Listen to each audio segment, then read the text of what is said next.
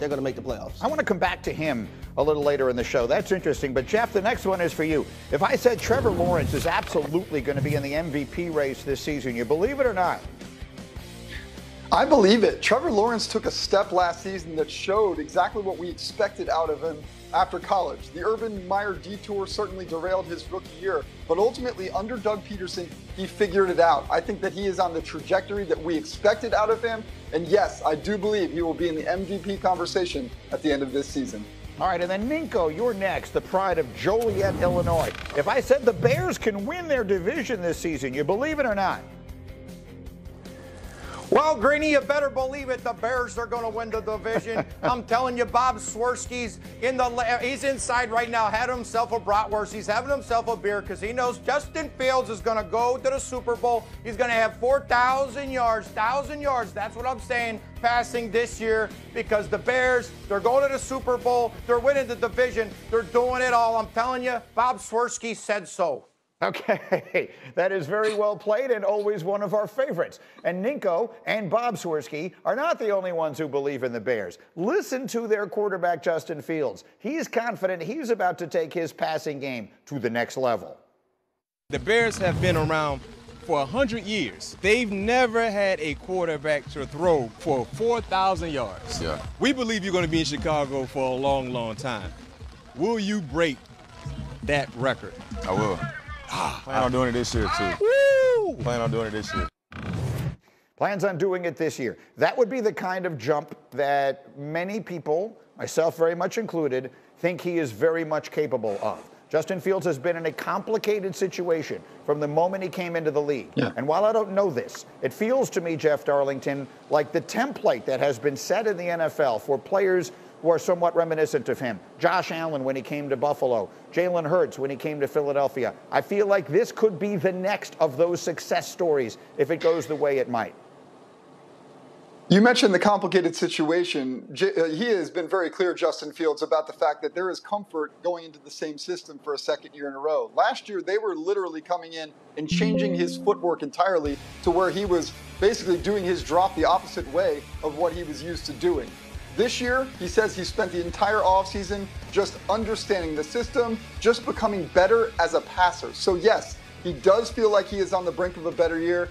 How much of a better year is obviously the big question that everybody in Chicago wants to know. You know, it's funny because I say things like that and people say to me, Greeny, how can you compare Justin Fields to Josh Allen and Jalen Hurts? Obviously, he hasn't accomplished yet what they have on the pro level, but I will remind everyone, he was a much better college player than either of them were. Yeah.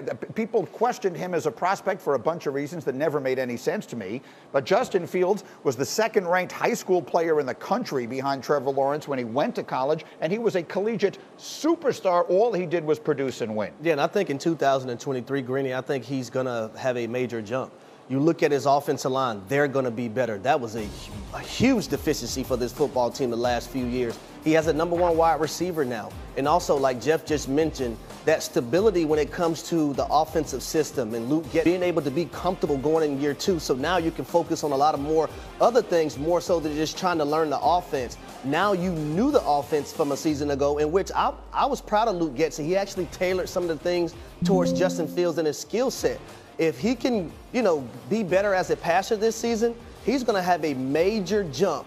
And I do like the pieces that they have around him. Absolutely. Nico, you've told me a million times, nothing drives defenses more crazy than quarterbacks who can make plays with their feet. And while Lamar Jackson has probably done that on a level of beyond anything we've ever seen from anyone, or certainly on a Mike Vickian kind of level, Justin Fields has that kind of ability. So if he matches it with a significant passing game, there's no telling, I think, what this kid's capable of.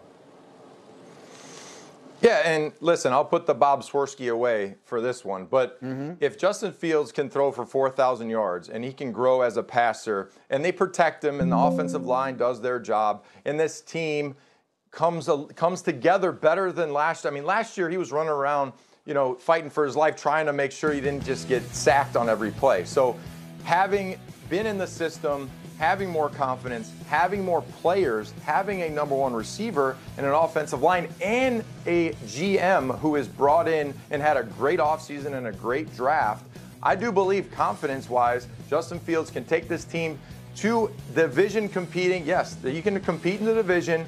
And if he throws for 4,000 yards this year, I think the Bears will win the division. Plain and simple. It would be quite the remarkable jump. You're not the first person I've heard say that. Now, I will remind everybody, the Bears actually had the first pick in this year's draft because they had the worst record in football. They didn't make the first pick because they traded out of that spot, but they actually were the worst team. So that would be an enormous jump, but they could make a huge improvement without winning the division. Look, that's a division that Aaron Rodgers has owned for a very long time, and before him, Brett Favre owned it. So it's been a long time since the NFC North felt like it was there for the taking. Now, maybe it does. True. So let's do the picks. Harry, I'll start with you. Who wins the NFC North this year?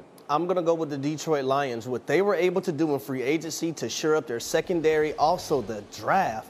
They won the draft of every NFL team this season back when they had that in the end of April. I really like the mindset, the offensive line, smash mouth. I like Aiden Hutchinson, also Sam Houston. They found a diamond in the rough there as well. So I'm going to go with the Detroit Lions. Nico, who does win that division? I don't think Justin Fields throws for 4,000 yards, so I'm going with the Lions. And Bob Swirsky is going to be mad at me because when I say this, everything Harry just said about the Lions, they're going to be a really tough. They lost very close games. So if they made one or two more plays, their record would have looked completely different last year. So I'm going with the kneecap-biting Lions. They were the hottest team in the sport at the end of the year. Jeff, how about you? Who you got in the NFC North? Have we lost Jeff? I think Jeff might be frozen. That's a remarkable look on his face that he has there. It fooled me. Oh, and he's back.